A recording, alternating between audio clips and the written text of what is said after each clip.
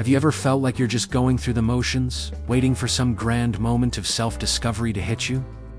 We often think we need to figure out who we are before we can truly live. We read books, meditate, and journal, all in the hopes of finding that elusive, true self. But what if we've got it all backward? What if the self isn't something you find, but something that arrives after you act? This is a core idea in many mystical and philosophical traditions, and it's a game changer. It flips the script on our modern obsession with self-analysis. Instead of know thyself, then act, it proposes act, and then you will know thyself. Think about it. When did you learn the most about your own strength? Was it by thinking about being strong? Or was it when you faced a real challenge and pushed through it? When did you discover your passion for something? Was it by listing your interests? Or by actually trying something new and feeling that spark ignite? Our culture tells us to plan everything. We make 5-year plans, create vision boards, and try to map out our entire lives. We believe that if we just have the right blueprint, we can build the perfect life and become the perfect version of ourselves. But life rarely follows a blueprint. The most profound moments of growth and self-realization often come from the unexpected, from the detours and the spontaneous decisions we make. It's in these moments of unscripted action that our true character emerges. Let's break this down. Imagine you want to be a more compassionate person. You could spend hours reading about compassion, meditating on loving kindness, and thinking compassionate thoughts. That's a good start, but it remains theoretical. The real transformation happens when you start performing acts of compassion. When you volunteer at a shelter, when you listen patiently to a friend in need, when you help a stranger without expecting anything in return. It's through these actions that compassion stops being an idea and becomes a part of you. The compassion itself doesn't pre-exist the action, it's born from it. You act your way into a new way of being. This principle is beautifully illustrated in the Zen concept of Shoshin, or beginner's mind. A beginner doesn't have preconceived notions or a fixed identity. They just show up and do the thing. They're not worried about being a master or an expert.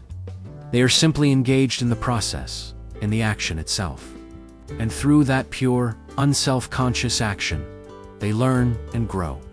The self that emerges is a natural consequence of the practice, not a prerequisite for it. Think of a potter learning to shape clay. They don't start by intellectually defining themselves as a potter. They start by getting their hands dirty, feeling the clay, and making a lot of wobbly, imperfect pots. Over time, through the repetition of this action, the identity of a potter is formed. The self arrives after the spin of the wheel. So how do we apply this in our own lives? It starts with letting go of the need for certainty. You don't need to know if you're going to be a great painter before you pick up a brush. You don't need to be sure you love hiking before you take that first step on the trail. The pressure to have it all figured out is what paralyzes us. Instead, embrace curiosity. Ask what if, and then go find out. Let your actions be your exploration. This doesn't mean acting recklessly. It means acting with intention, but an intention geared toward experience rather than a fixed outcome. The intention is to engage, to learn, to connect. Let's say you feel a calling to be more creative. Don't wait for inspiration to strike you like lightning. Instead, commit to a small, daily creative act. Write one sentence. Draw one shape. Take one photo. It doesn't matter if it's good. The point is the action itself. By consistently showing up and doing the work, you are creating the conditions for your creative self to emerge. It will arrive, not with a grand announcement, but quietly, through the rhythm of your practice. This idea can be scary because it takes away our sense of control. It means we can't just think our way to a better life. We have to live it. We have to risk failure, awkwardness, and imperfection. But on the other side of that fear is a profound sense of freedom. When you realize the self is not a static object to be found, but a dynamic process that unfolds through action, you are free to experiment. You are free to change your mind. You are free to evolve. Your past actions don't define you. They were simply steps on the path that brought you here. And your future self is not yet written. It will be forged in the choices and actions you take today. Think of your life as a dance. You don't figure out the whole dance in your head and then execute it flawlessly. You learn it step by step. You listen to the music, you feel the rhythm, and you move. Sometimes you stumble. Sometimes you find a new, beautiful movement you've never planned. The dancer isn't the person who knows all the steps. The dancer is the one who is dancing. The self is the dance. This mystical perspective isn't about abandoning reason or planning altogether. It's about rebalancing the equation.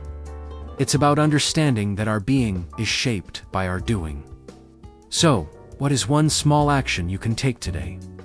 Not because you know where it will lead, but simply to see what happens. Maybe it's starting a conversation with a neighbor. Maybe it's trying that recipe you've been saving. Maybe it's signing up for a class you're curious about. Don't overthink it. Just act. Trust that by putting one foot in front of the other, you are not just moving through the world. You are calling your future self into existence. That self, the one you've been searching for, is waiting for you on the other side of your next action. So, get out there. Do the thing. Make the move.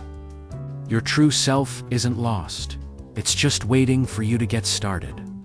It will arrive right on time, not a moment before you begin.